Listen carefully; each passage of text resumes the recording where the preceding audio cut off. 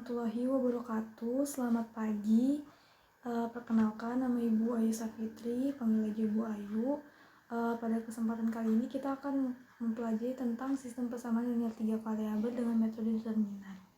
Nah, jadi sebelum masuk ke materi, jadi harapannya kalian akan mengerti bagaimana menyelesaikan suatu masalah dari sistem persamaan linear 3 variabel dengan metode determinan serta menentukan himpunan penyelesaiannya. Nah, jadi penyelesaian atau himpunan penyelesaian sistem persamaan linear 3 variabel atau yang disingkat dengan SPLTV dapat dicari dengan beberapa cara. Di antaranya adalah dengan menggunakan metode substitusi, metode eliminasi, metode gabungan atau campuran, serta metode determinan. Nah, metode yang sebelumnya yang sudah kita pelajari itu ada metode substitusi, ada metode eliminasi, ada metode gabungan atau campuran. Nah, pada pertemuan minggu ini kita akan membahas dengan cara metode determinan. Nah, metode determinan atau yang sering kita sebut metode Cramer. Nah, determinan itu adalah suatu bilangan yang berkaitan dengan matriks buncit sangkar atau persegi. Nah, determinan itu dapat pula digunakan untuk mencari penyelesaian sistem persamaan linear baik 2 variabel maupun 3 variabel. Tapi pada pertemuan kali ini kita akan belajar bagaimana cara menyelesaikan sistem persamaan linear 3 variabel. Oke.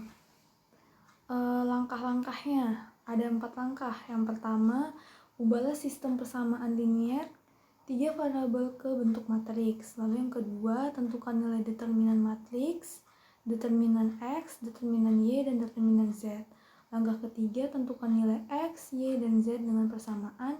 Langkah terakhir yaitu menentukan himpunan penyelesaiannya. Oke, kita lanjut ke langkah pertama. Ubahlah sistem persamaan linear 3 variabel ke dalam bentuk matriks. Jadi, misal terdapat sistem persamaan berikut. Ini ada 3 persamaan, yaitu adalah sistem persamaan linear 3 variabel yang dimana koefisiennya itu belum berupa angka. Jadi A1, B1, C1, A1, A2, B2, C2, A3, B3, C3, dan konstantanya ada D1, D2, dan D3. Persamaan di atas kita ubah menjadi bentuk berikut. Jadi A dikali X sama dengan B. Nah, apa maksudnya? A itu maksudnya adalah matriks A, X itu adalah matriks X, dan B itu adalah matriks B. Nah, sehingga persamaan di atas menjadi bentuk matriks sebagai berikut.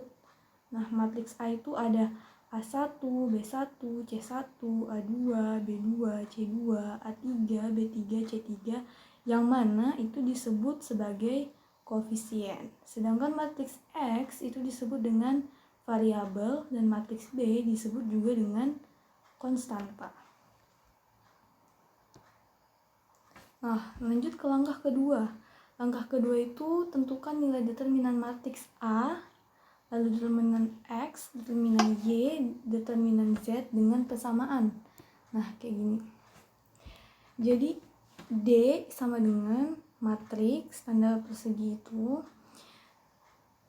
matriks A1, B1, C1, A2, B2, C2, A3, B3, C3, lalu di sampingnya ditulis lagi A1, A2, A3, B1, B2, B3 sama dengan menjadi persamaan A1, B2, C3 ditambah B1, C2, A3 ditambah C1, A2, B3 dikurang A3, B2, C1 ditambah B3, C2, A1 ditambah C3, A2, B1.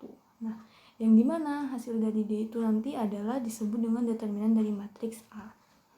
Nah, udah dapat nilai determinan dari matriks A tersebut, lalu kita mencari nilai determinan X. Nah, dx adalah determinan dari matriks A yang kolom pertama. Nah, kolom pertamanya itu yang biru itu ya, diganti dengan elemen dari matriks B. Jadi kolom pertama kan itu harusnya A1, A2, A3. Nah, tapi diganti dengan konstantanya D1, D2, D3.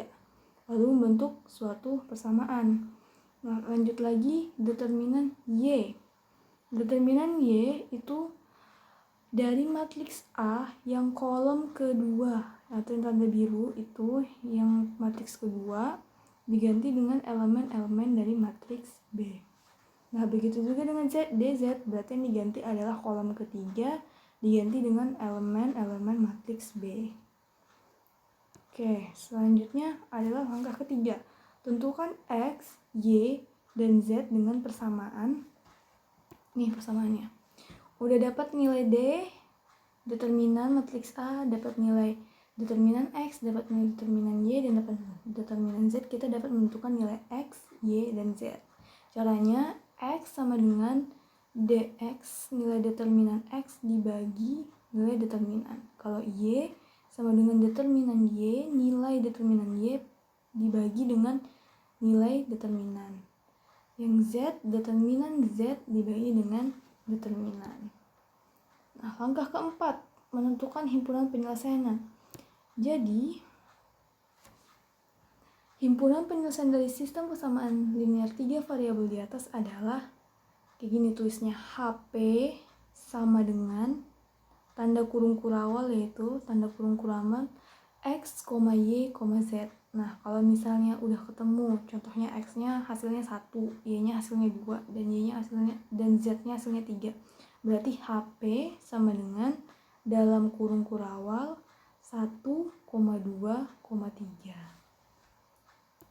Oke, selanjutnya. Nah, nanti habis ini kalian ke WA terus cek di situ ada LKPD yang ibu kirimkan, kalian isi di situ juga ada contoh soalnya. Nanti apabila ada kesulitan tanya aja langsung di grupnya gimana cara mengerjakannya dan cara mengisinya, atau mungkin kalian ada yang tahu gimana caranya. Oke, sekian penjelasan dari ibu hari ini. Kita lanjut diskusi di WA, di WhatsApp grup. Wassalamualaikum warahmatullahi wabarakatuh.